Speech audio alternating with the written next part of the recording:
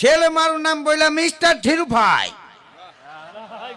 હું ગયો હવે અહીંયા અંગ્રેજ અધિકારી ઇંગ્લિશમાં બોલે, હું આપણી કાઠિયાવાડી ભાષામાં બોલું. સાહેબ અમેરિકા જાવું છું.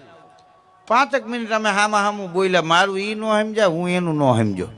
પછી દ્વિભાષીને બોલાવ્યો. બીજો માણસ ત્યાં આવીને ઉપડ્યો. મને એટલું નક્કી થયું કે આ માણસ મારી ભાષાએ સમજતો હોય છે, અંગ્રેજ અધિકારીની ભાષાએ સમજતો હોય છે. મને એમ થયું, છતાંય મેં કીધું પ્યોર આપણું કાઠિયાવાડી આને અઘરું પડે, થોડુંક હિન્દી કરું તો કાંઈક ઈઝી પડે. મેં વળી કઈડી મળીને હિન્દી કર્યું. હું બોલ્યો અમેરિકા જાને કા હે, માથે કીધું હઈ મારી દો. એને વળી દ્વિભાષી અંગ્રેજ સાહેબને કીધું, અંગ્રેજ સાહેબે પાછું દ્વિભાષીને કીધું, દ્વિભાષીએ મને કીધું સાહેબ બોલતે હે અમેરિકા જાને કા કારણ ક્યાં. મને એમ થયું પ્રોગ્રામનું કહીશ તો ના પાડશે.